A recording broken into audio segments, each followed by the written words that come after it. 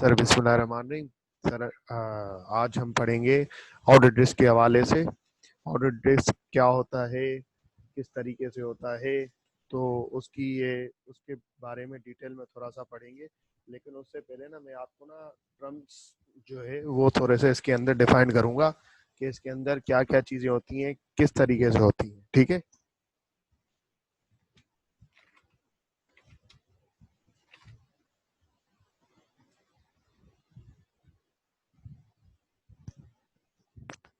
अब सर आपने यहाँ पे मैंने आपको एक हैंड आउट करवाया था, प्लानिंग एंड ऑडिट। ठीक है ना। प्लानिंग एंड ऑडिट, उसके अंदर हमने क्या पढ़ा था।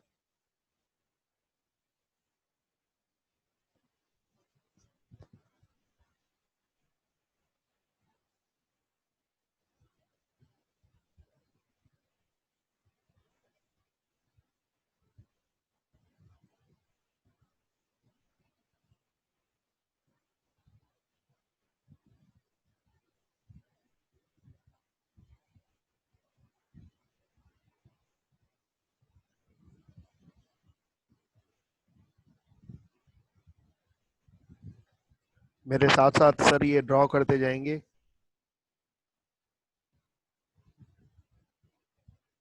अब से ना हमारा सही से ऑडिट स्टार्ट होने जा रहा है, तो ये वाली जो बातें हैं ना काफी टेक्निकल बातें हैं, तो इनको ना तरीके से देख लीजिएगा। ठीक है, इनको तरीके से देख लीजिएगा सर। प्लानिंग एंड ऑडिट वाला जो हैंड आउट था उसके अंदर क्या क्या चीजें थी वो मैं आपको समझाने जा रहा हूँ। Planning and audit equals to audit strategy. मैं प्लानिंग एंड ऑडिट में क्या करता हूँ, मैं ऑडिट स्ट्रेटेजी बनाता हूँ, उसके साथ साथ सर मैं डिटेल ऑडिट प्लान बनाता हूँ। डिटेल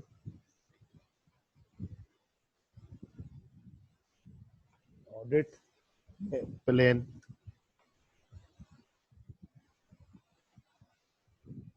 ठीक है। अब सर बात ये है कि ऑडिट स्ट्रेटेजी जो होती है उसके अंदर क्या क्या चीजें होती हैं। ऑडिट स्ट्रेटेजी जो होती है सर उसके अंदर क्या क्या चीजें होती है। इसको आयजा कौन सा कहा जाता है सर, इसको कहा जाता है आयजा 300। इसको कहा जाता है आयजा 300 प्लानिंग एंड ऑडिट को। अब बात ये है कि सर इसके अंदर ऑडिट स्ट्रेटेजी के अंदर कौन कौन सी चीजें कवर होती हैं। सर ऑडिट स्ट्रेटेजी के अंदर कवर होती हैं चीजें, understanding the entity and it's environment. भाई ऑडिट स्ट्रेटेजी बनेगी कैसे, ऑडिट स्ट्रेटेजी आप किस तरीके से करोगे, ऑडिट स्ट्रेटेजी है क्या। सर ऑडिट स्ट्रेटेजी के लिए मुझे क्या करना पड़ेगा, सर मुझे ये करना पड़ेगा कि मुझे एंटिटी के एनवायरनमेंट की अंडरस्टैंडिंग लेनी पड़ेगी। अंडरस्टैंडिंग अंडरस्टैंडिंग एंटिटी क्या करती है और वो किस माहौल में, उसका एनवायरनमेंट कैसा है। अंडरस्टैंडिंग द एंटिटी, एंटिटी का कौन सा कारोबार है। ठीक है ना। Understanding the entity and it's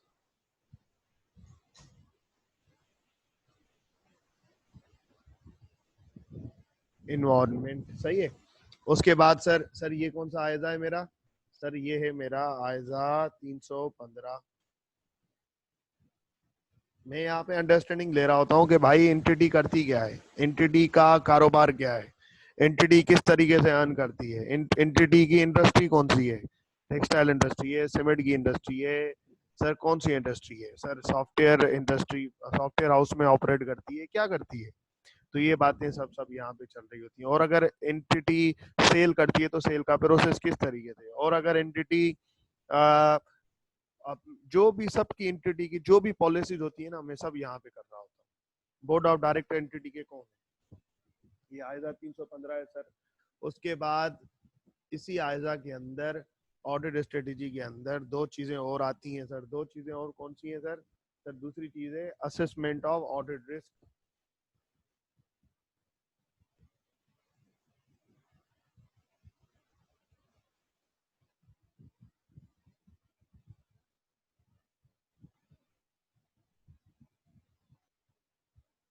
sir assessment of audit risk, इसका मतलब है असेसमेंट ऑफ ऑडिट रिस्क का मतलब है sir assessment of risk of material miss statement. जब आप अंडरस्टैंडिंग ले लेते हो तो उसके बाद आपको ये असेस करना होता है कि कौन से हेड में गलतियां हैं, कौन से हेड में गलती होने का रिस्क है, कौन सी गलतियां तो सब में होने के चांसेस होंगे, लेकिन कौन सी गलती sir, risk of material miss statement. Material बड़े लेवल की गलती होने का चांसेस कौन से हेड में है, risk of having material miss statement. सही है ना? तो ये मुझे चेक करना होता है, risk of having material miss statement.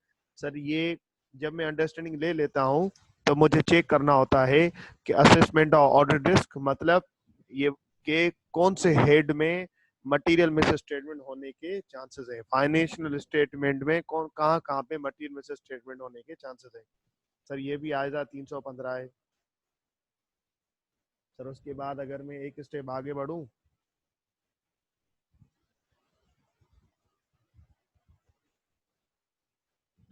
Response to assessment risk, response to assessment risk. जो आपने रिस्क आइडेंटिफाई किया सेकंड स्टेप में, ये फर्स्ट स्टेप, ये सेकंड स्टेप, ये थर्ड स्टेप। जो आपने सेकंड स्टेज में सेकंड स्टेप में सर रिस्क आइडेंटिफाई किया है, उसका रिस्पॉन्स किस तरीके से दोगे, उसको किस तरीके से केटर करोगे, उस रिस्क को किस तरीके से, अगर एक रिस्क है आपको लग रहा है कि इस हेड में रिस्क है, तो उसको किस तरीके से आप तलाश करने की कोशिश करोगे, ऐसा क्या करोगे, ऐसे कौन से प्रोसीजर्स करोगे, तो वो सारी बातें यहाँ पे कवर हो जाएंगी। रेस्पॉन्स टू असेसमेंट या assessed risk, response to assessment या असेस्ड।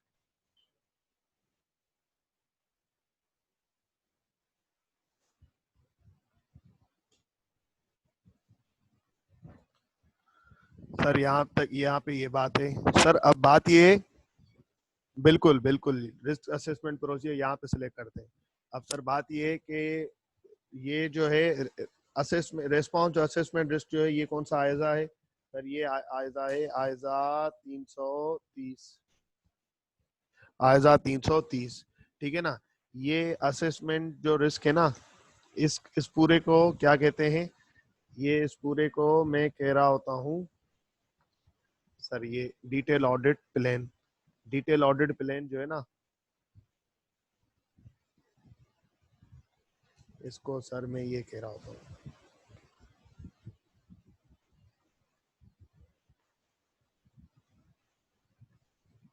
ये डिटेल ऑडिट प्लान ये है मेरा कि भाई आप रिस्पॉन्स किस तरीके से दोगे। ऑडिट स्ट्रेटेजी बन गई, ऑडिट स्ट्रेटेजी कैसे बनी, अंडरस्टैंडिंग लेके एंटिटी क्या करती है, क्यों करती है, एंटिटी का क्या काम है, कौन से इंडस्ट्री में ऑपरेट करती है, बोर्ड ऑफ डायरेक्टर्स कौन है, मैनेजमेंट के अंदर क्या इंटरनल ऑडिट डिपार्टमेंट है, क्या सेल करती है, सेल करती है तो उसके प्रोसेस किस तरीके से हैं, क्या इंटरनल कंट्रोल्स हैं कि नहीं।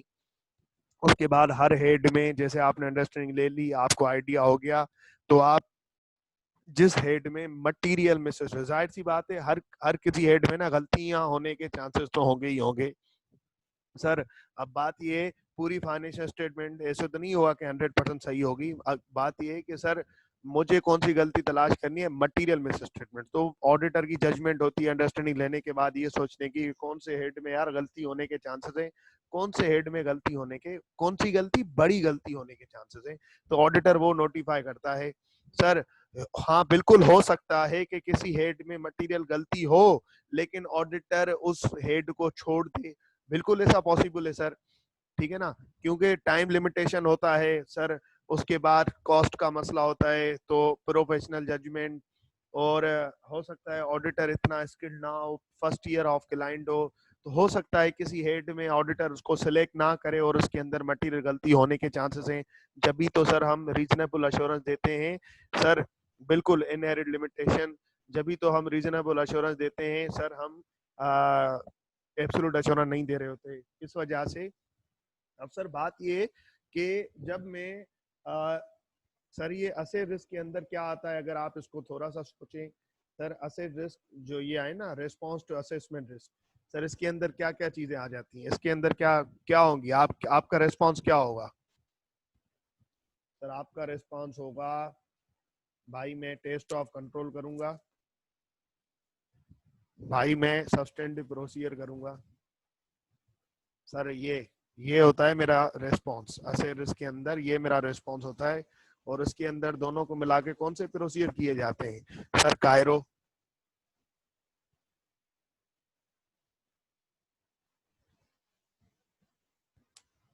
ये होता है सर मेरा हिसाब किताब।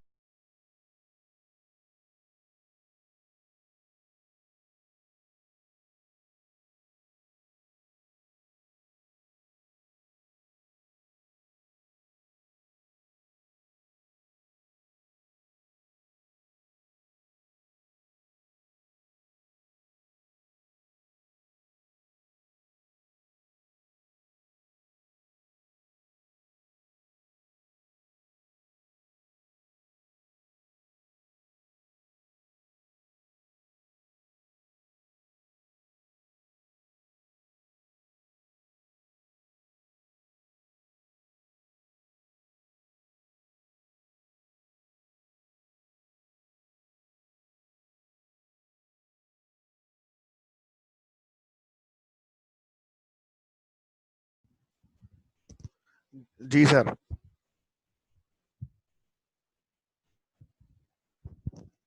अब बात ये है कि यहाँ पे थे हम।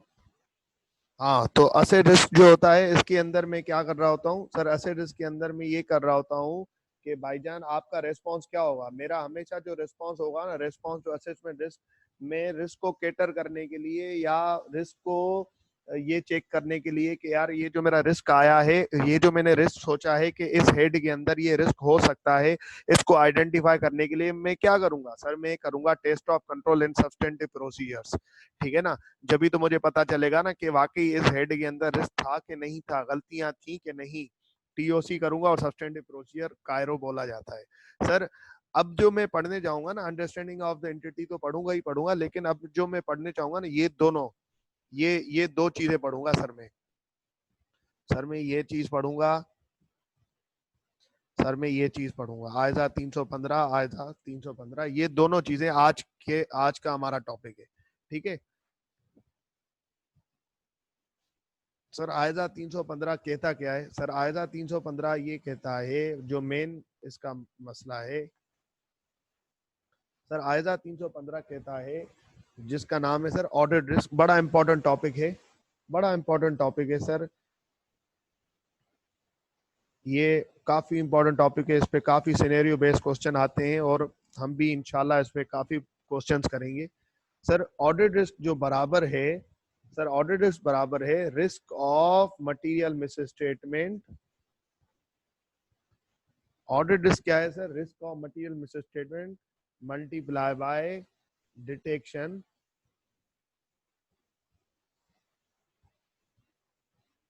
रिस्क। सर ये क्या है सर? ये कोई टर्म्स है कि यार ऑडिट रिस्क क्या है सर? सबसे पहले तो मैं आपको बताऊं ऑडिट रिस्क क्या है सर। ऑडिट रिस्क का मतलब है, ऑडिट रिस्क की माना है आसान अल्फाज में आपको बता दूं कि यार फाइनेंशियल स्टेटमेंट पे मैंने ओपिनियन गलत दे दिया। फाइनेंशियल स्टेटमेंट पे मैंने ओपिनियन गलत दे दिया। जैसे कि इसका मतलब और इसको क्लियर कर दूं, जैसे कि मैंने ओपिनियन दे दिया अनमोडिफाइड। जैसे कि मैंने ओपिनियन, ऑडिट रिस्क ये है, ऑडिट रिस्क का मतलब है जैसे कि मैंने ओपिनियन दे दिया अनमोडिफाइड। ठीक है, जबकि मुझे ओपिनियन असल में देना चाहिए था मॉडिफाइड। सर ये कैसे, क्या बात कर रहे हैं आप? थोड़ा सा क्लियर समझाएं सर। बिल्कुल क्लियर समझाते हैं। Audit risk is the risk के फाइनेंशियल स्टेटमेंट में गलती थी। अगर वो गलती मुझसे पकड़ी जाती तो audit risk is the risk के हो सकता है फाइनेंशियल स्टेटमेंट में गलती थी। अगर वो मुझसे गलती पकड़ी जाती तो मेरा ओपिनियन कुछ और होता, जो कि मैंने अभी दिया है इससे कुछ और होता। Sir audit risk is the risk के फाइनेंशियल स्टेटमेंट पे कहीं मैं गलत ओपिनियन ना दे दूं।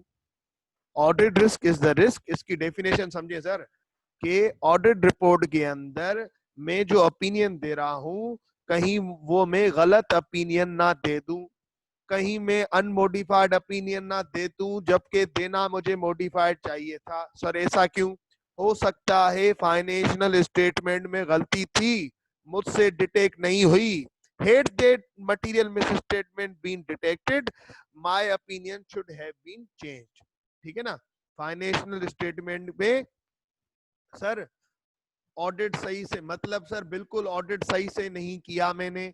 सर ऑडिट इसका मतलब है कि फाइनेंशियल स्टेटमेंट में गलती थी। Had that material misstatement been detected, my opinion would have been different। ठीक है ना। मैंने ओपिनियन कुछ और दे दिया, देना कुछ और चाहिए था। ठीक है ना। तो सर अब बात ये है कि ऑडिटर इस चीज को कम करने के लिए, इस चीज को कम करने के लिए, अब ये कभी भी जीरो नहीं हो सकती। क्यों जीरो नहीं हो सकती? इसकी वजह है, ये रिस्क कभी भी जीरो नहीं हो सकता। इस रिस्क को बिल्कुल कम लो लेवल पे लेके आना होता है ऑडिटर को, बिल्कुल कम लो लेवल पे बिल्कुल नीचे से नीचे लेवल पे लेके आना होता है। सर ये जीरो क्यों हो सकता है? सर बिल्कुल आगे बढ़ते हैं, आपको पता चल जाएगा। सर डिटेक्शन रिस्क क्या है? डिटेक्शन रिस्क क्या है? सर डिटेक्शन रिस्क ये है कि जब मैं सब्सटेंटिव प्रोसीजर्स कर रहा हूं, ठीक है ना, या जब मैं टेस्ट ऑफ कंट्रोल्स कर रहा हूं, ठीक है, सब्सटेंटिव प्रोसीजर कर रहा हूं या टेस्ट ऑफ कंट्रोल्स कर रहा हूं, एक हेड के अंदर मटेरियल मिस स्टेटमेंट थी लेकिन मुझे नहीं मिली।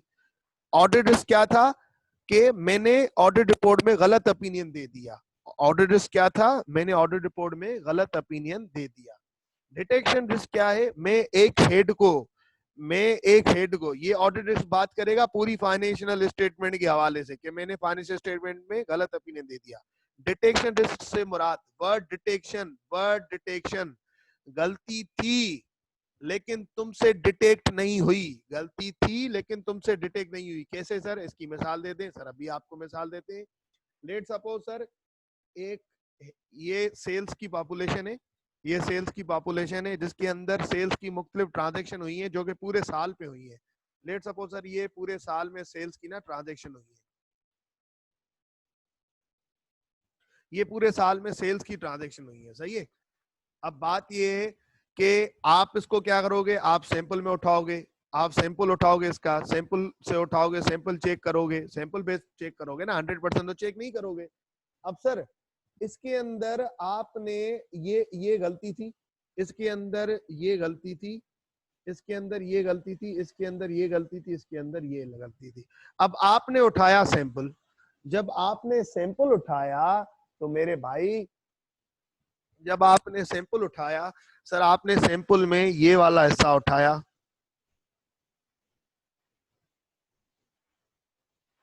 ये वाला हिस्सा उठाया।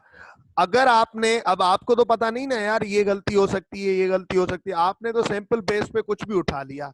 अब क्या, ये बताओ मुझे, आपके सैंपल में क्या गलती नजर आई? नहीं सर, मेरे सैंपल में तो, जब आप इस सैंपल को उठाओगे, आप इस पे सब्सटेंटिव प्रोसीजर करोगे, वेरिफिकेशन करोगे, रिकैलकुलेशन करोगे, सर आप इन पे उसके बाद आप कुछ इंक्वायरी करोगे इन टर्म्स पे, तो सर आप बोलोगे यार सेल्स तो जो है वो बिल्कुल सही है, सेल्स तो जो है वो बिल्कुल सही है, ठीक है ना, क्योंकि आपको तो गलती नजर ही नहीं आई। तो सर ये होता है मेरा डिटेक्शन रिस्क कि यार मैं एक हेड पे जब सब्सटेंटिव प्रोसीजर कर रहा था, हो सकता है उसके अंदर गलती हो सकता है उसके अंदर गलती हो, लेकिन मैंने कुछ ऐसे ऑडिट प्रोसीजर किए कि मुझसे गलती डिटेक्ट नहीं हो पाई। डिटेक्ट मतलब नहीं हो पाई, डिटेक्ट मतलब मैं पकड़ नहीं पाया। डिटेक्शन रिस्क हो सकता है एक पर्टिकुलर हेड के अंदर गलती हो, लेकिन मैंने जो ऑडिट प्रोसीजर की है उसके अंदर वो मुझसे डिटेक्ट नहीं हो पाई। डिटेक्शन रिस्क का मतलब ये है कि एक हेड के अंदर गलती हो पर हो सकता है वो मुझसे डिटेक्ट नहीं हो पाए, ठीक है ना। सर ऑडिटर से लिंक है, ऑडिटर से ये सब चीजें जो भी अब हम पढ़ रहे हैं ये ऑडिटर से रिस्क, ऑडिटर से लिंक्ड है, मैनेजमेंट से लिंक नहीं है। सर फिर इसको कैसे कंट्रोल किया जाएगा? बेटा इसको कैसे कंट्रोल किया जाएगा? इसके लिए हम क्या कर सकते हैं? इसके लिए हम ये कर सकते हैं कि हम अपने सब्सटेंटिव प्रोसीजर को बढ़ा दें। जब मैं सब्सटेंटिव प्रोसीजर को बढ़ा दूंगा तो क्या होगा? मेरा सैंपल साइज बढ़ जाएगा। जब मैं सैंपल साइज को, मेरा काम, सब्सटेंटिव प्रोसीजर को बढ़ा दूंगा तो मेरा काम बढ़ जाएगा, काम बढ़ जाएगा तो मतलब सैंपल साइज बढ़ेगा। अब चूंकि मैं सैंपल ये ले रहा था तो हो सकता है मैं सैंपल ये भी ले लूं, ये भी ले लूं और ये भी ले लूं। अब बताओ, तीन गलतियां मिल गई, तीन गलतियां मिल गई, तो इसका मतलब 100% तो नहीं कर रहा ना कि ये भी मिल जाए और ये भी मिल जाए। मैंने सैंपल सब्सटेंटिव प्रोसीजर बढ़ाऊंगा तो सर इसको कम करने के लिए, डिटेक्शन रिस्क को कम करने के लिए मैं अपना सब्सटेंटिव प्रोसीजर बढ़ाऊंगा। सब्सटेंटिव प्रोसीजर बढ़ाऊंगा तो फिर क्या होगा, सैंपल साइज बढ़ेगा, सैंपल साइज बढ़ेगा। बात समझ में आ रही है ना सर? सब्सटेंटिव प्रोसीजर बढ़ाऊंगा तो सैंपल साइज बढ़ेगा, सैंपल साइज बढ़ेगा तो फिर ज्यादा ट्रांजैक्शन चेक करूंगा, ज्यादा सैंपल बड़ा होगा तो ज्यादा ट्रांजैक्शन चेक करूंगा, फिर अगर गलती होगी तो नजर आ जाएगी और डिटेक्शन रिस्क कम हो जाएगा। मतलब हो सकता है गलती हो और मुझसे पकड़ी ना गई हो, इसके होने के चांसेस कम हो जाएंगे। ये कभी भी जीरो नहीं हो सकता। क्यों जीरो नहीं हो सकता? क्योंकि सर मैं 100% ट्रांजेक्शन थोड़ी वेरीफाई कर रहा हूँ, ठीक है ना। अब ये जो मैं सब्सटेंटिव प्रोसीजर बढ़ा रहा हूँ ये किस पे लिंक कर रहा होता है? सर ये लिंक कर रहा होता है, अब आप बड़े हो गए तो मैं आपको चीजें, सर ये लिंक कर रहा होता है मटीरियलिटी पे। मटीरियलिटी मटीरियलिटी डिसाइड करती है कि आप कितनी लेवल का काम करेंगे। अगर मटीरियलिटी को मैं कम करूंगा तो मेरी परफॉर्मेंस मटीरियलिटी भी कम हो जाएगी, क्योंकि मेरी परफॉर्म मटीरियलिटी इस पे बेस करती है। जब मेरी परफॉर्म मटीरियलिटी कम हो जाएगी तो अल्टीमेटली मेरे ऑडिट प्रोसीजर्स बढ़ जाएंगे, और जब ऑडिट प्रोसीजर्स बढ़ जाएंगे मतलब ज्यादा ऑडिट प्रोसीजर बढ़ जाएंगे मतलब सब्सटेंटिव प्रोसीजर बढ़ जाएंगे। इसका मतलब मैं ज्यादा ट्रांजैक्शन वेरीफाई करने लगूंगा। जैसे सब्सटेंटिव प्रोसीजर बढ़ जाएंगे तो उसके साथ साथ क्या होगा सर, मेरा सैंपल साइज बढ़ जाएगा, मेरा सैंपल साइज बढ़ जाएगा। जब मेरा सैंपल साइज बढ़ जाएगा तो सर डिटेक्शन रिस्क बोलूं या डीआर बोलूं एक ही बात है, सही है ना। डिटेक्शन रिस्क क्या हो जाएगा सर? डिटेक्शन रिस्क कम हो जाएगा। सर यहाँ तक क्लियर है या दोबारा रिपीट करूं इस बात को? यहाँ तक क्लियर है या दोबारा रिपीट करूं इस बात को?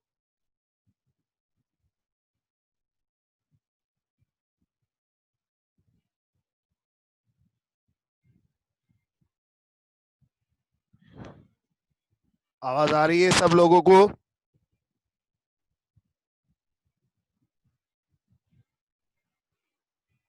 दोबारा रिपीट करते हैं एक दफा। सर दोबारा आराम से सुन ले, कोई बड़ी बात नहीं है, कोई टेंशन वाली कोई मसले वाली बात नहीं है, सही है। दोबारा सुन कर लेते हैं सर। ऑडिट इसका क्या मकसद है? ऑडिट का ये मकसद है कि सर फाइनेंशियल स्टेटमेंट में कहीं में गलत ओपिनियन ना दे दूं, फाइनेंशियल स्टेटमेंट में कहीं में गलत ओपिनियन ना दे दूं। हो सकता है कोई मटेरियल मिस स्टेटमेंट मुझसे डिटेक्ट नहीं हो पाई हो और वो एग्जिस्ट करती हो। अगर वो मटेरियल मिस स्टेटमेंट मुझे मिल जाती तो मेरा ओपिनियन फाइनेंशियल स्टेटमेंट पे कुछ और होता, कहीं मैंने गलत तो नहीं दे दिया। उसके बाद डिटेक्शन रिस्क ये होता है कि फाइनेंशियल स्टेटमेंट में गलती थी, मुझसे डिटेक्ट नहीं हो पाई। एक पर्टिकुलर हेड के अंदर गलती थी, मुझसे डिटेक्ट नहीं हो पाई, तो डिटेक्शन रिस्क के चांसेस, फाइनेंशियल स्टेटमेंट में मटेरियल मिस स्टेटमेंट थी, एक पर्टिकुलर हेड के अंदर मटेरियल मिस स्टेटमेंट थी, हो सकता है ये मुझसे डिटेक्ट नहीं हो पाई। सर कैसे कैसे?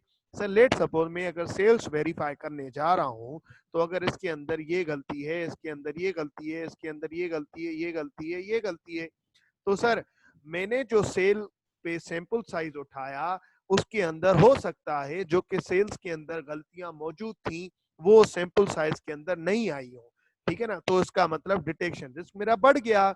तो इसका मतलब ये हो गया कि यार गलतियां थी मेरे सैंपल साइज में नहीं आई। और सर अगर ये, अब इस डिटेक्शन रिस्क को कम करने के लिए, इसको कम करने के लिए क्या करना पड़ेगा सर? इसको कम करने के लिए ये करना पड़ेगा कि आपको सब्सटेंटिव प्रोसीजर बढ़ाने पड़ेंगे। सब्सटेंटिव प्रोसीजर बढ़ाओगे तो सर सैंपल साइज बढ़ेगा। भाई इस इन गलतियों को डिटेक्ट करने के लिए क्या करना पड़ेगा? मुझे ज्यादा ट्रांजैक्शन चेक करनी पड़ेगी। ज्यादा ट्रांजैक्शन चेक करने से क्या मुराद सर? सैंपल साइज बढ़ाना पड़ेगा। सैंपल साइज बढ़ाने से क्या मुराद? सैंपल साइज बेटा तब बढ़ेगा जब तुम सब्सटेंटिव प्रोसीजर बढ़ाओगे। ये सब्सटेंटिव प्रोसीजर कैसे बढ़ता है सर? जब मैं मटीरियलिटी लेवल को कम करता हूं। मटीरियलिटी लेवल कि कौन से लेवल की गलती, कौन से लिमिट की गलती मेरे लिए मटेरियल माना रखती है। अगर मैं मटीरियलिटी लेवल को कम करूंगा तो ऑटोमेटिकली परफॉर्मेंस मटीरियलिटी जो कि डिपेंडेंट होती है मटीरियलिटी पे, वो कम हो जाएगी। जैसे वो कम हो जाएगी, इसका मतलब मैं अब ज्यादा हेड को, ज्यादा ट्रांजैक्शन को नीचे लेवल पे जाके वेरीफाई कर सकूंगा। तो पीएम कम हो जाएगी तो ऑडिट प्रोसीजर बढ़ जाएंगे, ऑडिट प्रोसीजर बढ़ेंगे तो मतलब सब्सटेंटिव प्रोसीजर बढ़ जाएंगे, सब्सटेंटिव प्रोसीजर बढ़ेंगे तो मतलब सैंपल साइज बढ़ेगा, सैंपल साइज बढ़ेगा इसका मतलब मैं ज्यादा ट्रांजैक्शन वेरीफाई करूंगा। जैसे ज्यादा ट्रांजैक्शन वेरीफाई करूंगा तो जो गलतियां होंगी वो मुझे नजर आ जाएंगी। ठीक है, तो उससे क्या होगा, डिटेक्शन रिस्क कम हो जाएगा। लेकिन डिटेक्शन रिस्क भी कभी भी जीरो नहीं होता, क्योंकि सर मैं 100% वेरिफिकेशन तो नहीं कर रहा, मैं तो सर सैंपल बेस पे चल रहा हूं। सर बात ये कि इसको, ये जो डिटेक्शन रिस्क है, ये डिटेक्शन रिस्क जो है सर, ये ऑडिटर के कंट्रोल में होता है, ये ऑडिटर के कंट्रोल में होता है। ये जो होता है ऑडिटर के कंट्रोल में होता है। ये जो risk of material miss statement है, ये ऑडिटर के कंट्रोल में नहीं होता, ये ऑडिटर के कंट्रोल में नहीं होता, ये कंट्रोल में होता है। सर कैसे बेटा, ये कंट्रोल में, अभी तक इसको डिस्कस नहीं किया है तो ये समझाता हूं जब डिस्कस करेंगे। सर ये ऑडिटर के कैसे कंट्रोल में होता है डिटेक्शन रिस्क, ये कैसे होता है बेटा, ये इस तरीके से कंट्रोल में होता है कि सब्सटेंटिव प्रोसीजर तुम्हारे हाथ में है, सैंपल साइज तुम्हारे हाथ में है, ठीक है, मटीरियलिटी तुम्हारे हाथ में है। सर अगर तुम मटीरियलिटी को कम करोगे, सर तुम्हारी मर्जी है, तुम कितने हद तक भी प्रोसीजर करो, कितने हद तक भी तुम सैंपल साइज उठाओ, जितनी तुम सैंपल साइज उठाओगे तुम डिटेक्शन रिस्क को कम कर सकते हो, जितना तुम कम काम करोगे तो डिटेक्शन रिस्क को बढ़ा सकते हो। तो सर ऑडिटर के ये हाथ में होता है, ऑडिटर के कंट्रोल में होता है ये वाला। सर अब ये डिटेक्शन रिस्क तो आपको समझ में आ गया कि गलती थी, मुझे नजर नहीं आई। ये risk of material miss statement sir क्या है बेटा, risk of material miss statement मतलब गलतियां होने के चांसेस, मटेरियल मिस स्टेटमेंट होने के चांसेस। सर ये जो मटेरियल मिस स्टेटमेंट होती है मेरी, ये कहाँ कहाँ पे होती है सर, ये मटेरियल मिस स्टेटमेंट जो होती है मेरी, ये होती है या तो financial statement as a whole, पूरी financial statement as a whole aggregate, जिसको देखते हैं कि यार फाइनेंशियल स्टेटमेंट में पूरी को देखा जाए, या तो होगी अजर्जन लेवल पे, ये होगी FS level, financial statement level, या होगी सर अजर्जन लेवल। अजर्जन लेवल, अजर्जन लेवल मतलब सर जैसे कि क्लास ऑफ ट्रांजैक्शन में होगी, या तो सर अकाउंट बैलेंसेस में होगी, या तो सर क्लास ऑफ ट्रांजैक्शन में, या अकाउंट बैलेंसेस में, या डिस्क्लोजर के अंदर। सर अब ये है कि assertion level risk of material statement या तो फाइनेंशियल एफएस लेवल पे होगी, मतलब पूरी फाइनेंशियल लेवल पे, या तो सर अजर्जन लेवल पे होगी। अजर्जन लेवल मतलब सर हर या तो पीएनएल में होगी, या तो सर नोट्स टू अकाउंट के अंदर होगी, या तो बैलेंस शीट के अंदर होगी। अब सर अजर्जन लेवल के अंदर गलती जो होती है, वो जो रिस्क होता है, risk of material miss statement, कुछ ऐसी गलतियां होती हैं जो कि इनहेरेंट रिस्क की वजह से होती हैं। इनहेरेंट रिस्क,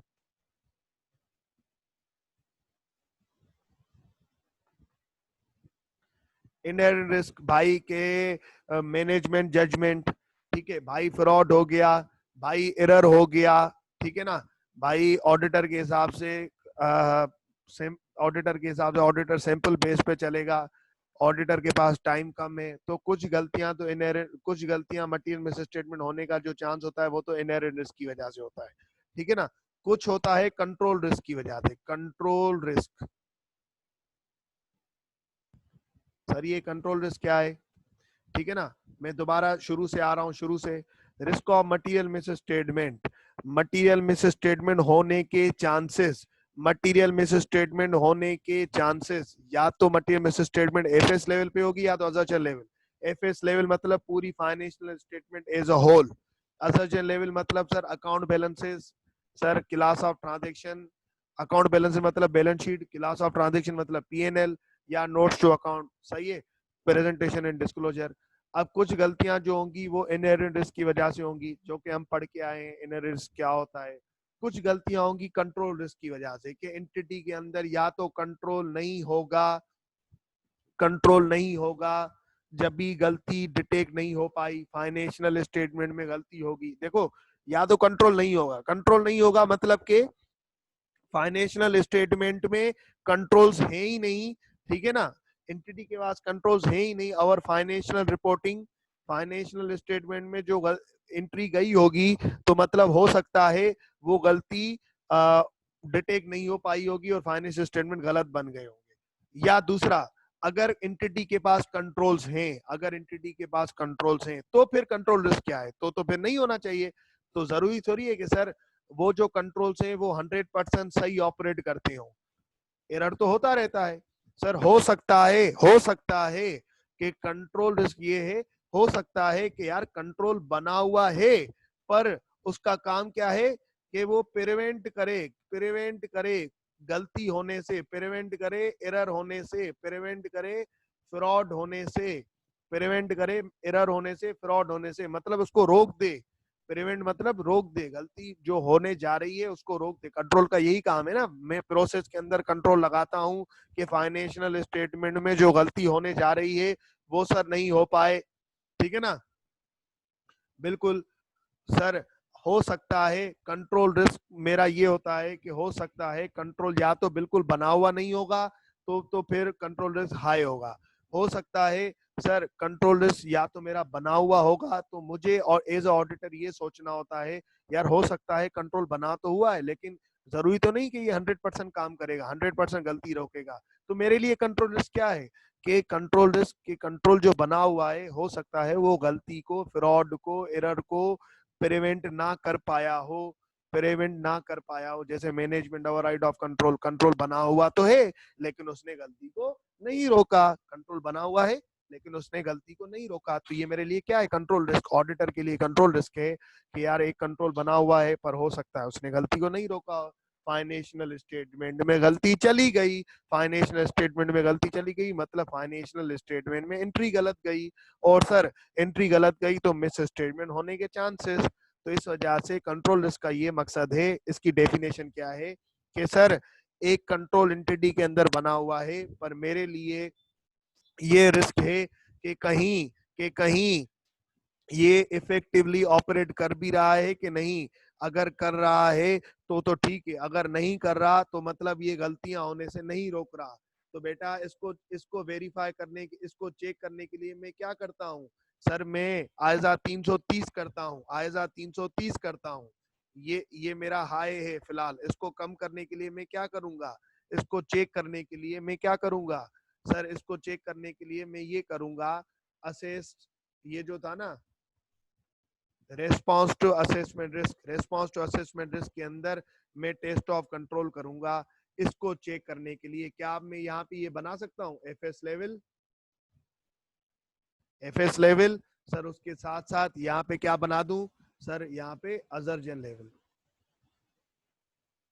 अजर्जन लेवल, अजर्जन लेवल के अंदर दो बातें, इनहेरेंट रिस्क और कंट्रोल रिस्क, इनहेरेंट रिस्क और कंट्रोल रिस्क। इसको चेक करने के लिए मैं क्या करता हूँ सर, इसको चेक करने के लिए मैं ये करता हूँ, ठीक है ना, सब्सटेंटिव प्रोसीजर्स, सब्सटेंटिव प्रोसीजर्स तो फिर ओवरऑल उनको ही चेक कर रहा होता हूँ। सर बात ये है कि ये यहाँ पे पूरा सीन है, यहाँ तक आपको कोई बात समझ में नहीं आई हो तो मुझे बताएं, तो फिर थोड़ा सा एक स्टेप आगे बढ़े। यहाँ तक सब कुछ समझ में आया है सर आप लोगों को, पूरी कहानी?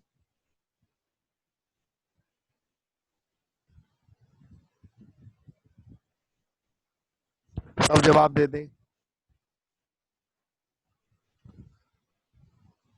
चले सर, अब सीन ये है कि ऑडिट रिस्क जो है, ऑडिट रिस्क जो है, ये इक्वेशन दोबारा लिख लेता हूं मैं।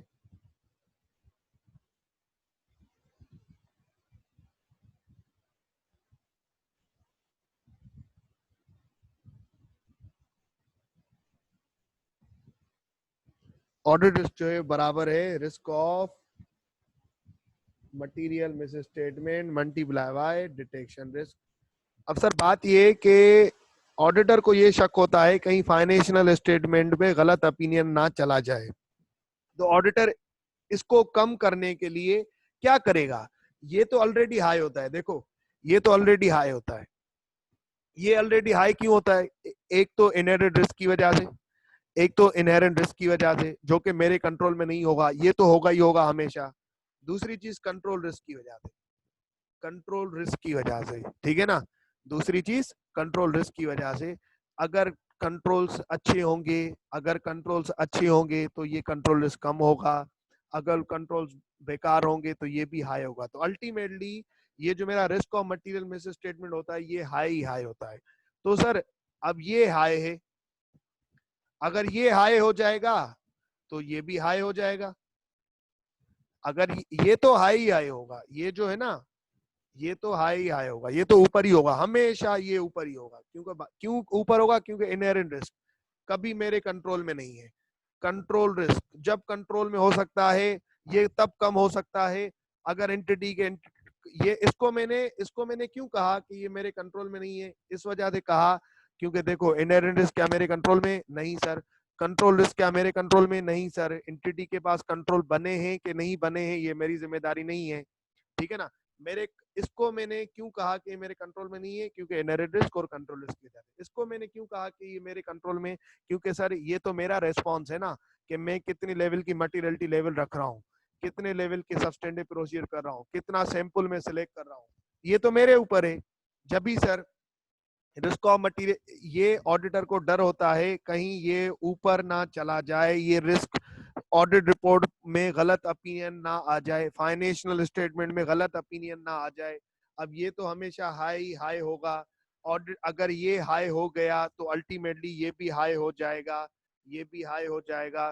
तो सर इसको कम करने के लिए, तो सर इसको कम करने के लिए मैं क्या करूंगा? इसको कम करने के लिए मैं क्या करूंगा बेटा? इसको कम करने के लिए तुम्हें इसको कम करना पड़ेगा, तुम्हें इसको कम करना पड़ेगा। जब ये कम हो जाएगा तो अल्टीमेटली ये भी कम हो जाएगा। और इसको कम करने के लिए तुम्हें क्या करना पड़ेगा बेटा? इसको कम करने के लिए तुम्हें ऑडिट मटीरियलिटी कम करनी पड़ेगी, मटीरियलिटी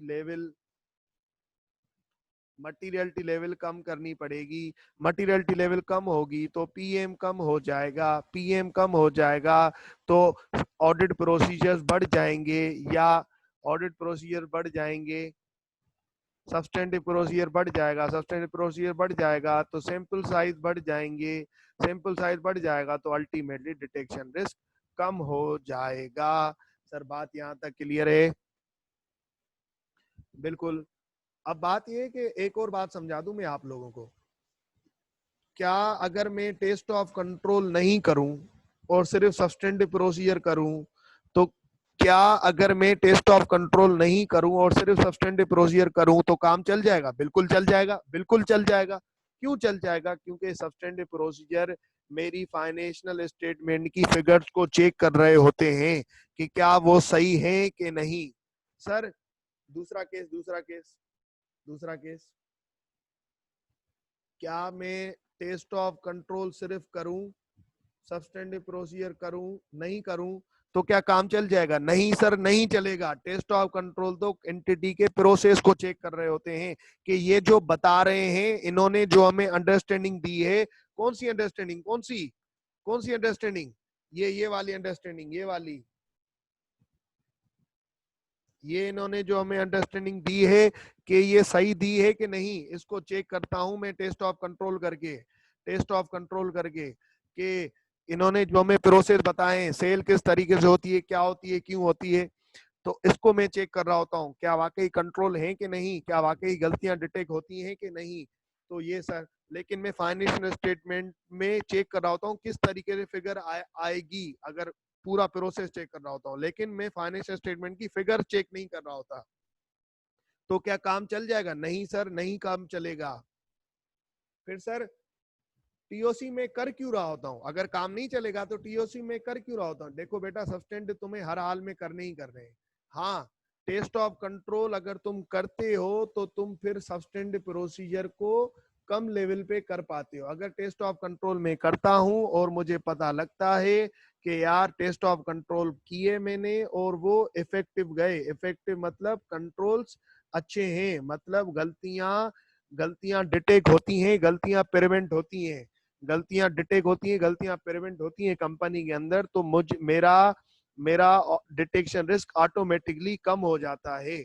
अगर टेस्ट ऑफ कंट्रोल में करता हूं तो मुझे पता चलता है कि गलतियां इफेक्टिव हो, कंट्रोल इफेक्टिव है कि नहीं, क्या गलतियां डिटेक्ट होती हैं कि नहीं, तो ऑटोमेटिकली मेरा डिटेक्शन रिस्क कम हो जाता है। मेरे दिमाग में ये सवाल आ जाता है कि यार यहाँ ना गलतियां ये पकड़ लेते हैं, या कंट्रोल्स अच्छे हैं, या गलतियां नहीं होती होंगी, अगर होती होगी तो वो डिटेक्ट हो जाती होगी, वो प्रिवेंट हो जाती होगी, मैनेजमेंट इसको खुद ही सही कर लेती होगी, क्योंकि इनके पास कंट्रोल्स इफेक्टिव हैं। अगर कंट्रोल इफेक्टिव है तो मतलब डिटेक्शन रिस्क कम है। तो अल्टीमेटली मुझे क्या करना पड़ता है, सब्सटेंटिव प्रोसीजर भी कम करने पड़ते हैं। जब गलतियां होने के चांसेस ही नहीं है, चांसेस ही कम है, तो सब्सटेंटिव प्रोसीजर भी मैं कम करता हूँ।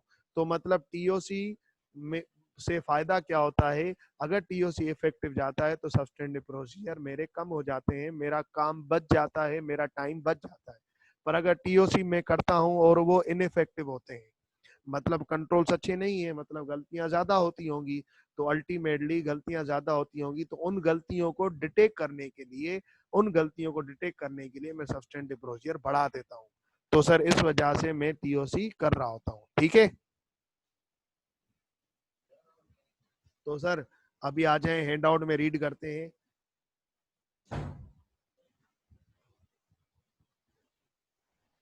काफी इंपॉर्टेंट हैंडआउट है सर, काफी इंपॉर्टेंट चैप्टर है ये। इसका सवाल का हर साल 6 नंबर का जरूर आता है। 6 नंबर का इसका सवाल या तो स्ट्रेट आएगा या तो केस स्टडी आएगा। तो इसके अंदर काफी केस स्टडी करेंगे हम, दोनों हिसाब से चलेंगे इसके अंदर।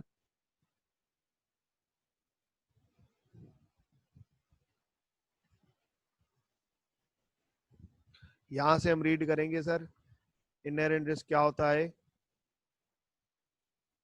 इनहेरेंट रिस्क क्या होता है ये आप रीड करेंगे।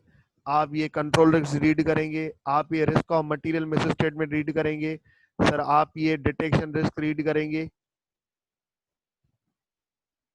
सर आप ये डिटेक्शन रीड करके आप ये ऑडिट रिस्क तक रीड करेंगे, अभी के अभी इसको रीड करें।